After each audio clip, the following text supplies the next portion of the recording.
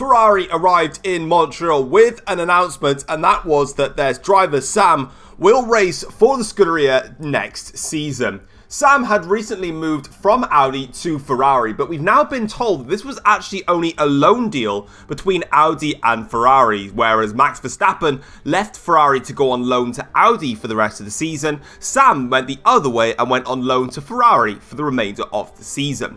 After negotiations between Ferrari, Audi, Verstappen and Sam, it has been agreed that Sam will sign for the team next season and make the deal permanent rather than it being another loan deal. Sam is said to have been proud to sign with Ferrari for a full season and that it has been a dream come true to drive in red for a full year.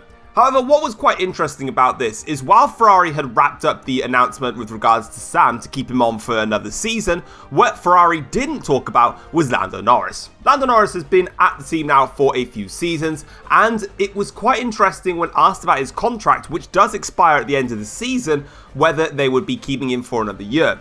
They were commented to say that today is about Sam and how we are happy to have him for another year. With regards to Lando Norris, we will discuss about him when the time is right.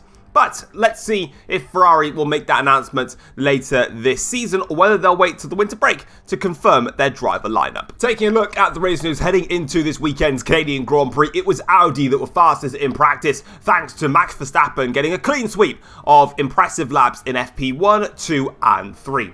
Improvements have been made for Mercedes and Aston Martin going into the weekend, as both teams have been on the back foot over the past few races, but this time around, things could be going well for the pair of them.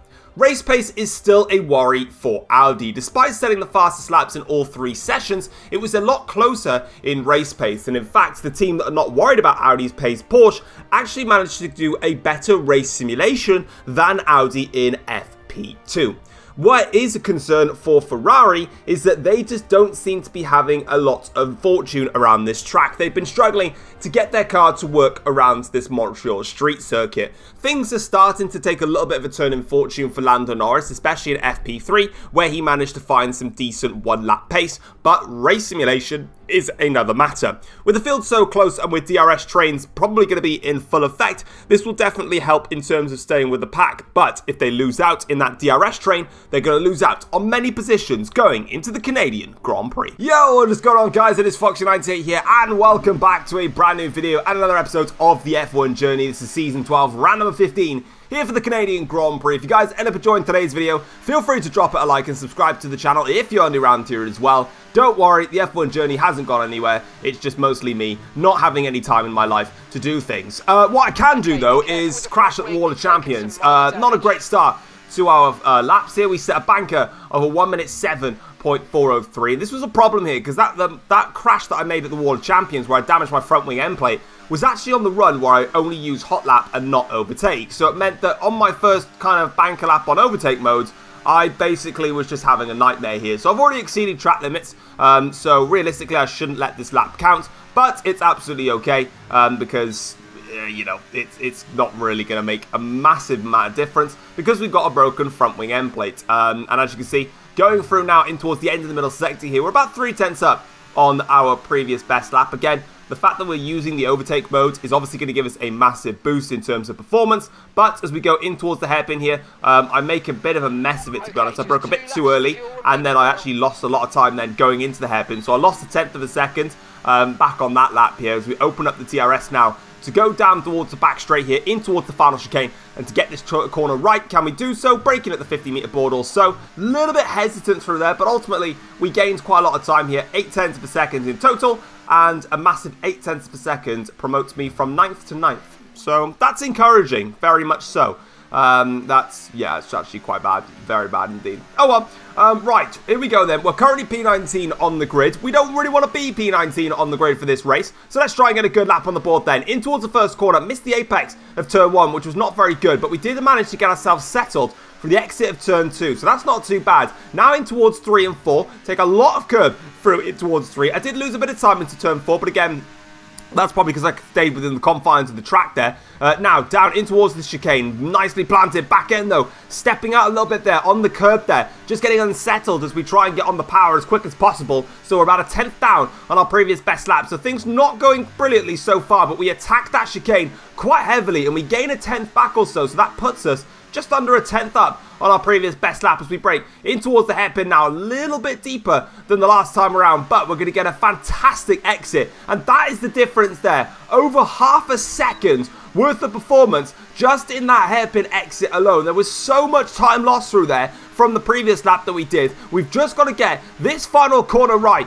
We cut through the first corner. We make a little bit of a mess on the second corner. We've lost a bit of time, but it's a good enough lap for only P14 actually.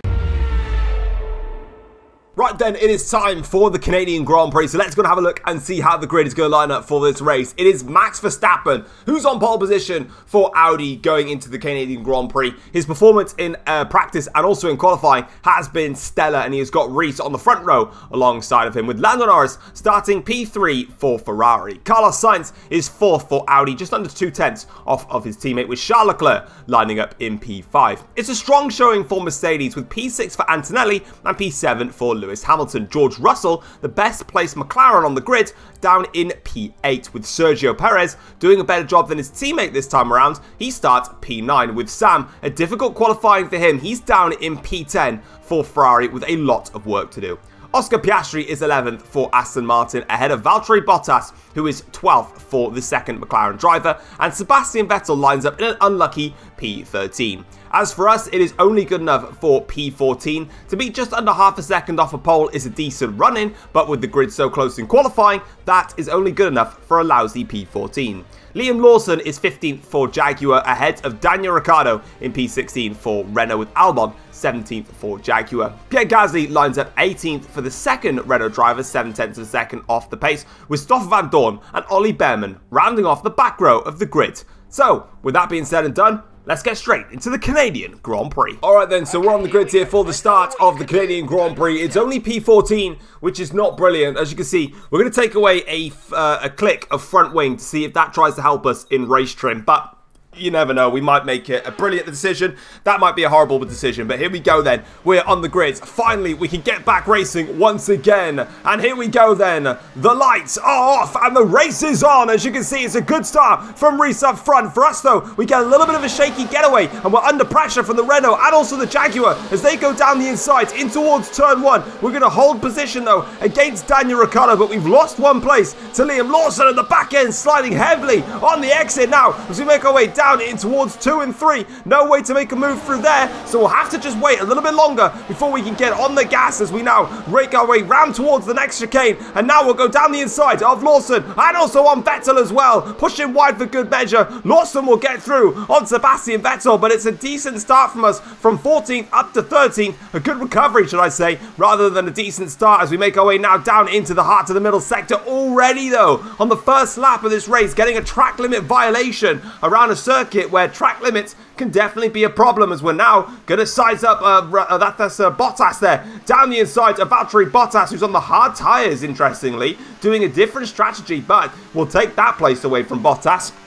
And now we can make our way down at this back straight now. You can see that next up on the road is my teammate Oscar Piastri, so if we can try and get past him, hopefully without affecting his race, as we get a horrible run there through the exit of the chicane. But now you can see Bottas had a look there, but it wasn't quite in range. So fortunately for me, we were able to survive that one. Let's go back and look at the race start, but crucially, just the two drivers that I wanted to highlight here. First of all, this was on board with Reese. Cracking start from him. Got the better launch against Max Verstappen, went right around the outside of him, then in towards the inside of turn 2, and away he goes. Verstappen, no chance to defend against that one.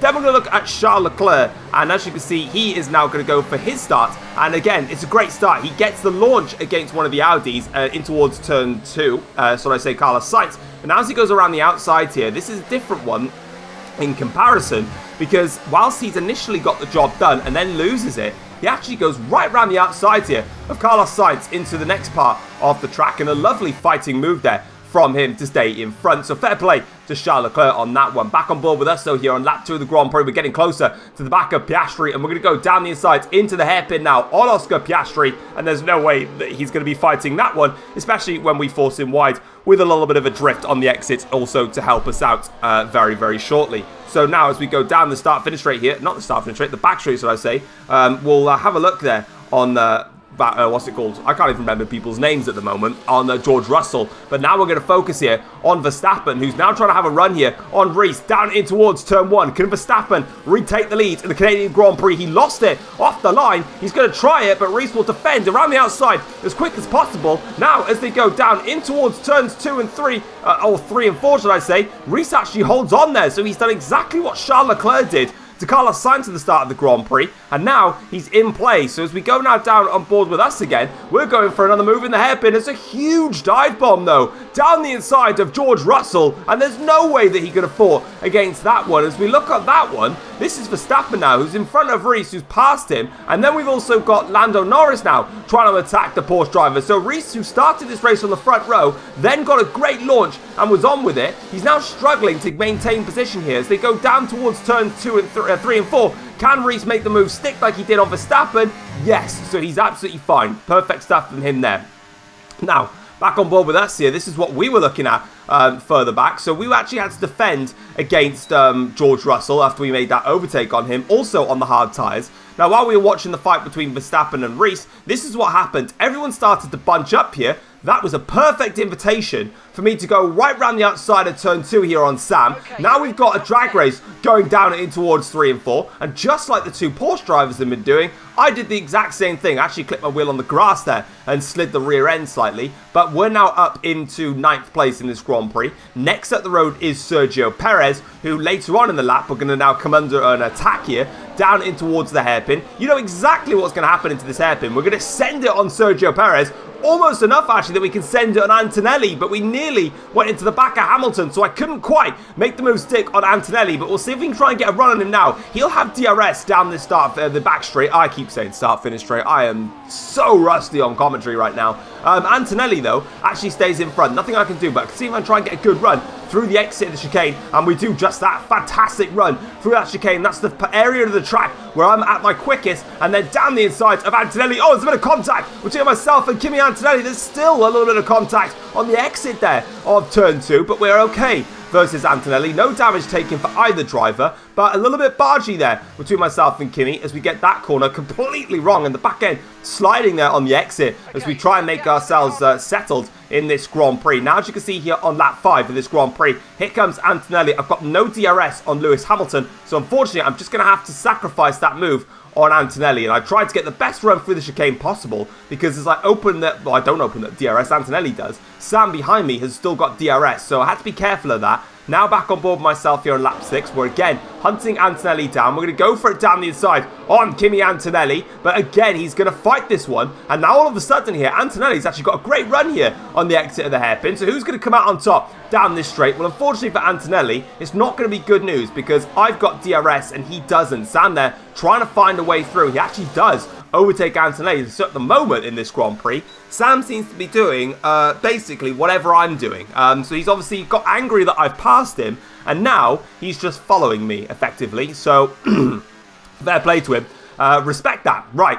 Back on board with ourselves here. Let's go for another dive bomb, shall we? Lewis Hamilton is next on my hit list. And I also tried to have a look at Carlos Sainz there, cheekily enough, going into the hairpin. They seem to be going very slow through that hairpin and just giving me the opportunity to attack. But with the DRS now down the straight, we should be all right here. But Hamilton's going to fight this one back now down the straight. So we've got to go defensive. He's going to have the slipstream from Carlos Sainz. It's going to be nip and tuck between myself and Hamilton, but we just about stay in front of Lewis. He's going to have DRS on the start-finish straight, and he'll need it because Sam will be looking to try and pass him if that's possible. And for Hamilton looking at the mini-map, that is not possible for Sam to overtake him. He'll have to wait a little bit longer. Further ahead, though, there is still a fight going on between Verstappen and also Reese. Looking at the mini-map, Verstappen gets in front of him on that occasion. So fair play to Max. He can get on with it in this Grand Prix. Down the inside, though, we go now on Carlos Sainz, finding a different place on the track there to get opportunistic versus the Audi driver. Caught him napping as he thought I might go for it in the hairpin, but on this occasion, just found a gap going towards the chicane,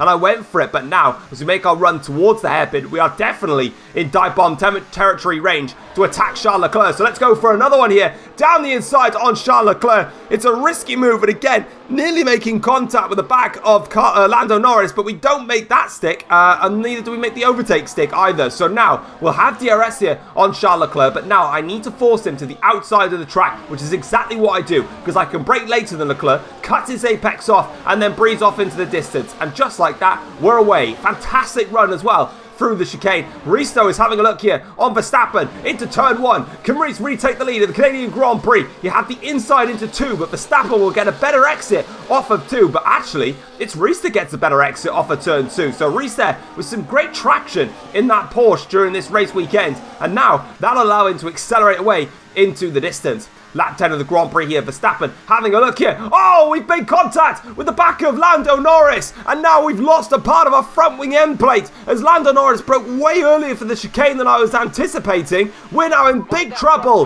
in this Canadian Grand Prix. I did not expect at the time of the race to see Lando Norris break as early as he did going into that chicane. I know the two in front were fighting heavily for position, so I understand that Norris needed to be careful, but I didn't think he'd break that early. It's completely caught me out, and now this race has gone from a massive recovery run to a disaster in just a matter of minutes. And Charles Leclerc now is trying to have a look here, going down in towards the chicane. I can't cover it, but now as we make our way through the chicane, we'll turn defense into attack, because despite the broken front wing, we've had a rapid run through the chicane. We're already attacking Reese now, going in towards turn 1, but I don't have the turning angle with the front wing damage to make it stick, but somehow we're holding on in there. And I've realized now that the pit window for me is lap 15. That's when I need to pit for a set of hard tires. So I've just got to try and extend this stint as much as possible, hang in there with DRS, and then just go from there. As we now go into the chicane,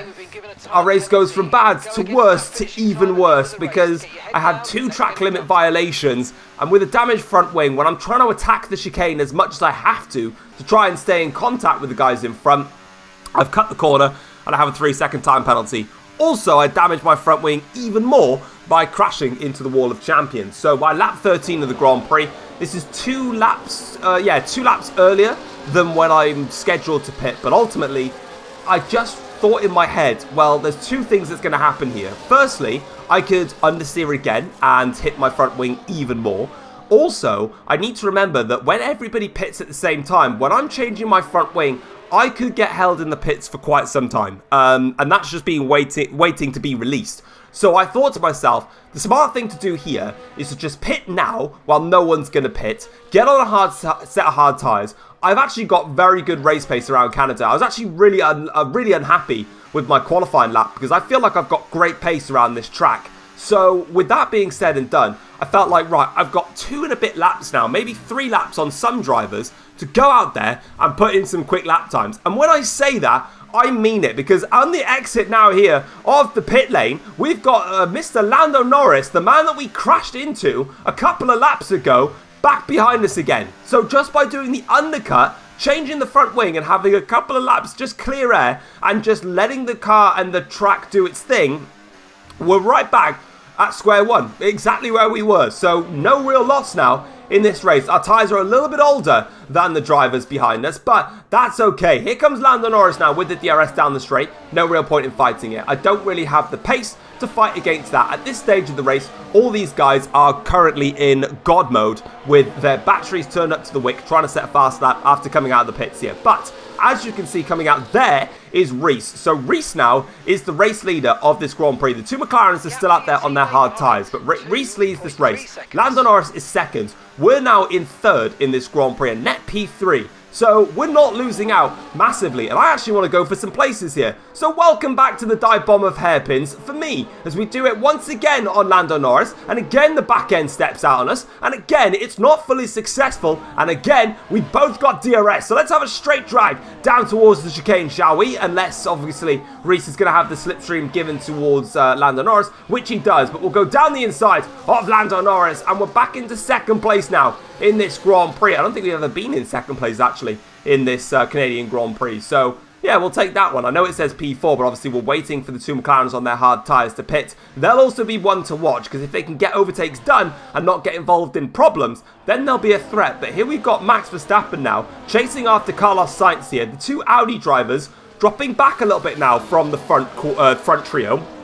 And as you can see, down into the chicane, that's not going to make their life any easier by making an overtake and going that slowly, but it's actually unsettled Carlos Sainz on the exit here. Now Kimi Antonelli is fancying a run, because Antonelli has brought himself right back into play here. He was behind Hamilton and also one of the McLarens in the first stint, but now it's actually working in his favour a little bit. But Verstappen there stays in front. Sainz is also staying in front of Antonelli, and they will continue on their way. The two of them fighting very hard for position. Back on board with us here, lap 20 of the Grand Prix. It is now become a three-way fight here for the victory here in Canada. It is Reese, who is our title rival. 21 points is the gap between me and Reese in this championship before this race begun. We get a great run, though, through the exit of the chicane with the DRS open. We are going to breeze past Reese and retake the lead of the Canadian take the lead, sorry, should I say, of the Canadian Grand Prix. Apologies, I've not actually led the Canadian Grand Prix yet, but from 14th on the grid, we are now in the lead of the Canadian Grand Prix. But with 15 laps to go, you can tell by the tone of my voice, that's not the only time that this is going to change hands, because one lap later, we get a horrible run through the hairpin, in fact messing up completely. Reese now all over the back of me here as we now get ready for a run down the back straight here. And as you can see, Reese is going to have the DRS, Norris is going to have it too. So Reese here, I'm going to shove him wide and then I'm going to try and get in his slipstream, but Norris now is also going to go for a move here as we go into the chicane. I can hold position against Lando Norris, I cannot hold it against Reese. Actually, we didn't ever take the lead of the Canadian Grand Prix, because in comes the second McLaren driver now. So actually, I take it all back. I haven't actually led this race yet.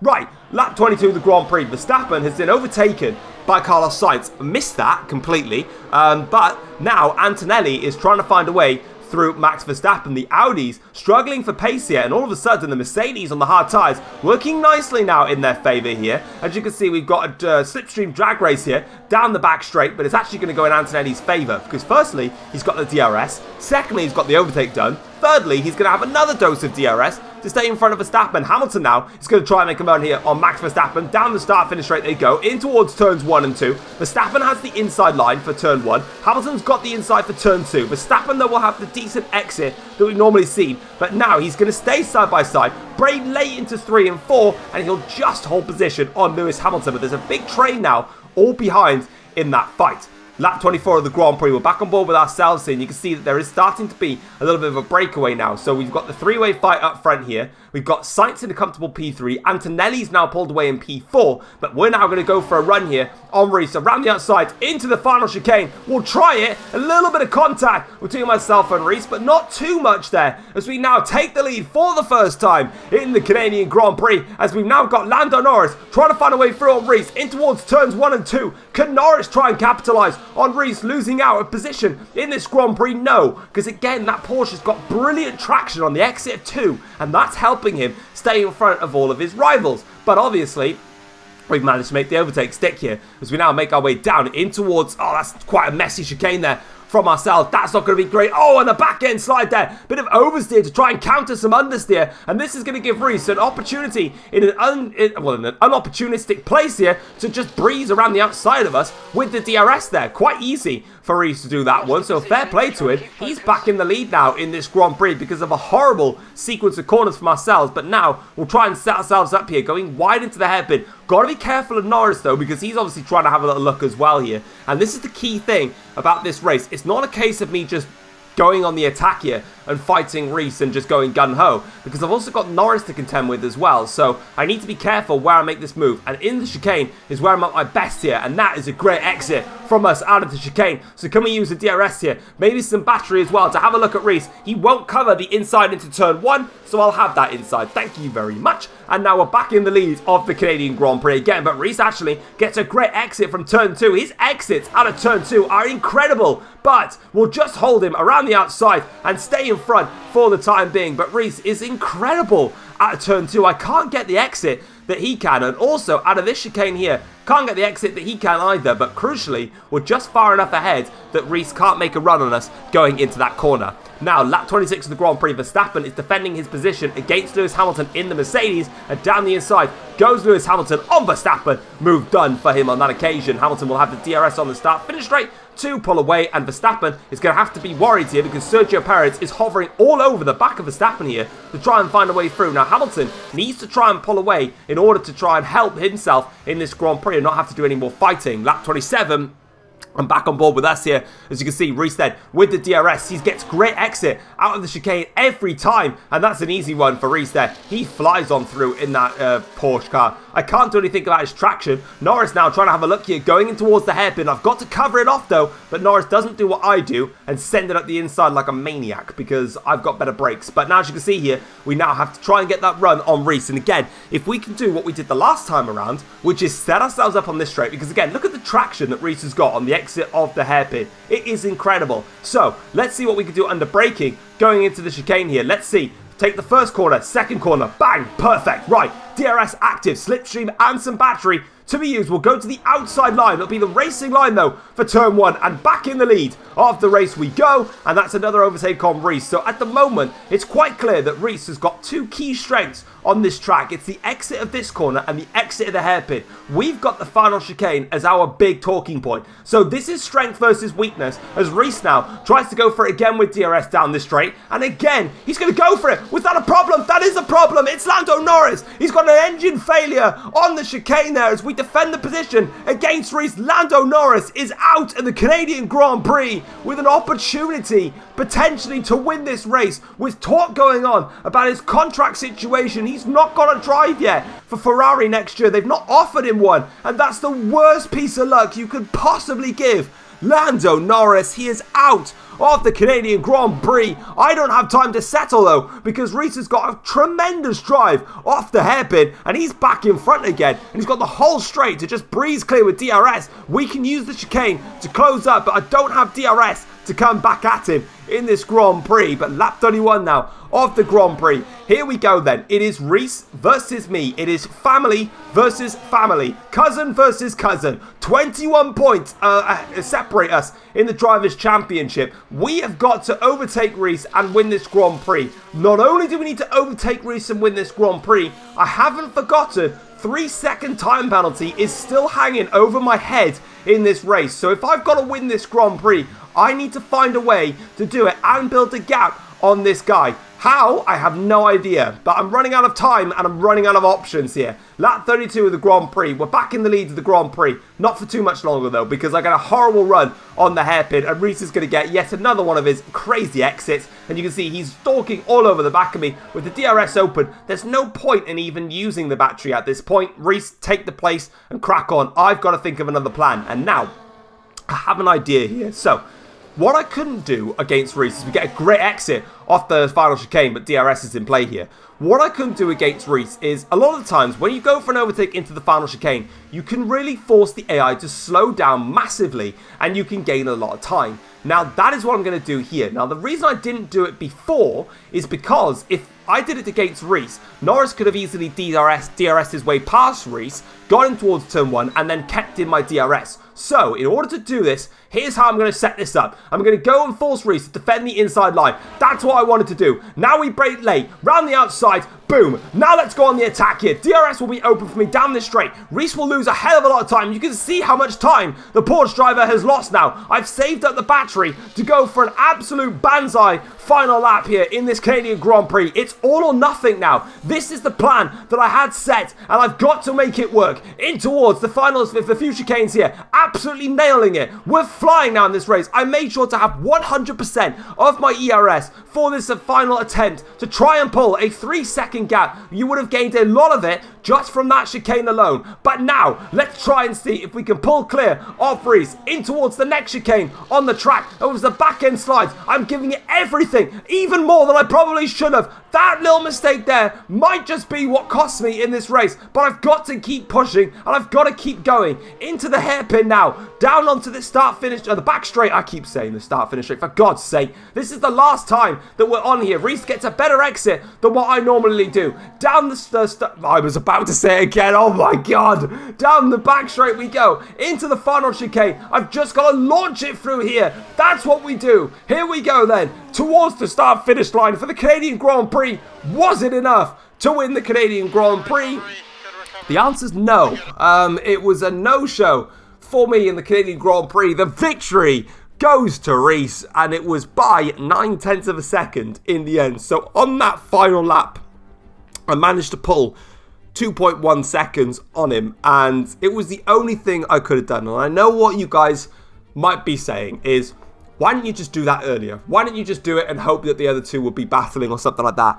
I possibly could have, but the thing is, it's more effective to do that type of run when you've got just one car there, because the other two battle, there is still that 50-50 chance that the one driver with the DRS then will overtake the other one, and then you're kind of not really gaining anything overall. Also, on this occasion, it meant that when I went for my Banzai one lap hurrah, if I did it a lot earlier in the race and it didn't work, then I would have had to have saved tyres again. I would have lost a lot of tyre wear, sorry. I would have had to resave and recharge the battery. Reese would have just caught back up to me again. So I had to do it on the last lap. Would I have done it if I had not made that mistake through the exit of the middle sector before the hairpin, that chicane?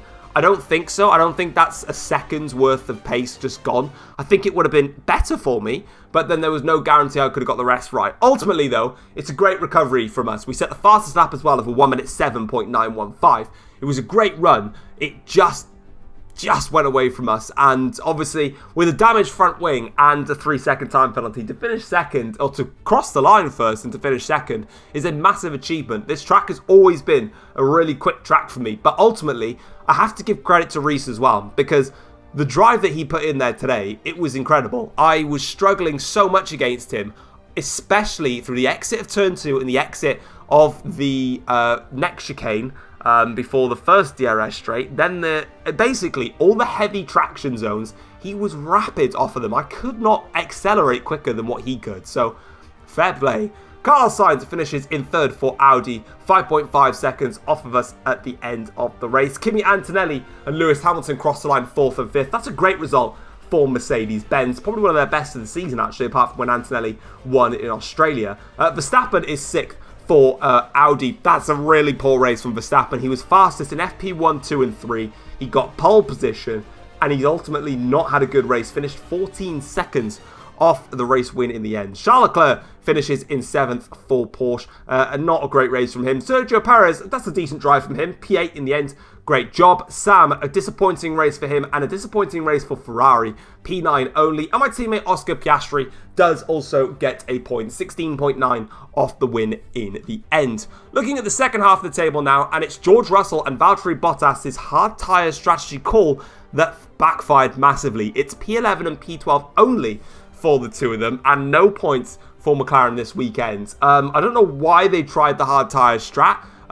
It could have possibly worked, but it ultimately didn't. They couldn't get the overtakes done. So, yeah, it's not worked out at all for them. Liam Lawson finishes in 13th for Jaguar, ahead of Daniel Ricciardo for Renault. Vettel is 15th for Red Bull. Another driver that just did not get it working for him in this Grand Prix. He started far down the order anyway. He started 13th, I believe it was, and he's actually lost places at the race. So, yeah, a bad result for him. Van Dorn is 16th, ahead of Ollie Behrman, who is 17th. Pierre Gasly is 18th for Renault, ahead of Albon, who is P19. And then Lando Norris was the only driver to, unluckily, DNF from this Canadian Grand Prix.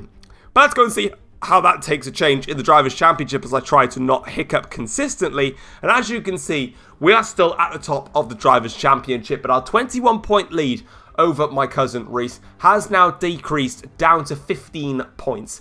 There is still all to play for. There are 3 races to go in this Formula 1 season, and there is still plenty of twists and turns to come. And ultimately, what Reese has done is he's managed to close the gap to me in the championship at a track where it was quite clear I was quicker than him. So that's a credit to him. George Russell is third in the championship, 59 points behind in the Drivers' Championship. In order for George Russell to keep his championship aspirations alive going into the final 2 rounds of the season, he needs to outscore me by 8 points. If he doesn't do that, then 7 points, because there's 2 fastest lap points. So 7 points. If he can't beat me by 7 points in the next race in Vegas, then Russell's championship aspirations are over. Sam is 4th in the championship. He is also still just about keeping himself in play. He is 68 points behind in the championship. Again, his objective is going to be clear. He has to outscore me by, if my maths is correct, 16 points. If he can't, then he'll be ruled out of championship contention for this season. Unfortunately for the rest of the drivers on the grid, the championship is now over. They cannot win it. So Carlos Sainz is 5th for Audi. He's actually gone up a couple of places. He's on 123 points now. Charles Leclerc is on 119 points, with Lando Norris dropping down 2 places on 112 points after his DNF. Valtteri Bottas is on 92 points. Now, just in case you guys remember the previous round of the F1 journey, I know it was a long time ago, but in case you did, Valtteri Bottas had noted 94 points on the board. I went back and looked at my Excel sheet that I run for the F1 journey, and I'd spotted that his tally was 92 points, so I've corrected that. Maybe if I struggle to get F1 journey episodes out every week, maybe one weekend I'll just have a look and just make sure everyone's points tallies are correct, because sometimes I can miscalculate. But I spotted that one, so that's been adjusted. Vettel is on 90 points, no points for him today. Verstappen is now on 87 points for Audi, still P10 in the championship, 123 points off in total. Looking at the Constructors' Championship now after this Grand Prix, and you can see that Porsche have a clear lead out front after the Canadian Grand Prix. They're on 314 points and are slowly ticking along to claiming a Constructors' Championship for the first time. But as the fight below them goes, it couldn't get any tighter. For Aston Martin, we have moved up 2 places after our 2nd and 10th in the Grand Prix. We're now on 245 points, jumping ahead of Ferrari and also ahead of McLaren. Now, McLaren didn't score any points this weekend, so that left them on 243 points and vulnerable to Ferrari. Ferrari also had a shocker of a weekend and only scored 2 points. That leaves them just a point behind McLaren and 3 points behind us. As for Audi, they had an impressive P3 and a P3 and P6. That has shot them to 232 points, meaning they're only 23 points behind us in the championship. So right now, that fight for 2nd in the Constructors' Championship is going to continue to ebb and flow right to the final checkered flag in Brazil. And I can't wait to see how it turns out. As for the battle for 6th in the championship, that wasn't looking to be a battle, but it might just be now, because Red Bull are on 114 points. Now, Mercedes managed to score a 4th and 5th today, which is an impressive 22 points, giving them, putting them up to 109 points. Now, the gap between them and Red Bull is only 5 points. Renault are 8th in the championship on 25 points, with Adidas Jaguar on 14 points, and BMW are just not having the season that they want because they can't score a point. But that is it for the Canadian Grand Prix. Let's go and have a look now at the post-race notebook and see what the teams and drivers had to say after this Canadian Grand Prix.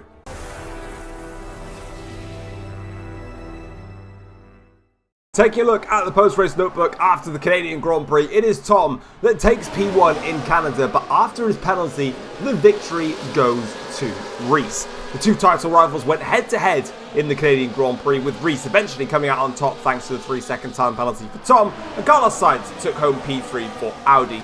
Despite all of his issues, which included the 3-second time penalty and a broken front wing in the first stint, Tom was really proud of his race after all of these issues. He went on to say that after everything that could have been thrown at him, from a bad qualifying to all the incidences, it showed that he's got everything of what it takes to keep this championship battle going till the very final race. And that was the same response that Reese had after the Grand Prix. He said that overall, this was a track that definitely didn't suit him as much as it suited Tom, and ultimately, he's capitalised on Tom's mistakes and will be ready to fight him all the way to the final race of the season. And finally, while Tom didn't mention about Lando Norris after the Canadian Grand Prix, that was something that Aston Martin definitely spoke about. They've asked the F1 GB to have a look into the incident which they believed was Lando Norris brake-checking Tom during the Canadian Grand Prix, which then ultimately led to Tom breaking his front wing. Now, as Reese and Verstappen were battling going into the final chicane, Lando Norris broke a lot earlier than what Aston Martin believed on the telemetry was what he had been doing going into the chicane. This caught Tom out, who was in the DRS at the time and in the slipstream at high speed, and obviously caused the crash between the pair of them. Now, Lando Norris has said that he was not brake checking in the slightest. In fact, he was wary of two drivers going side by side and was only focusing on himself to set himself up to go for a switchback against the two of them. But in the end, he was hit in the back by Tom, who then Norris tried to say was one of the reasons why the driver ended up DNFing at the end. But ultimately, that was clearly a power unit failure. So let's see how the F1 governing body treat this one after this race. But that is it for the Canadian Grand Prix. If you guys have enjoyed this video, feel free to drop it a like and subscribe if you're new around here as well. And I'll catch you guys for the Las Vegas Grand Prix next time around. Take care all. Peace.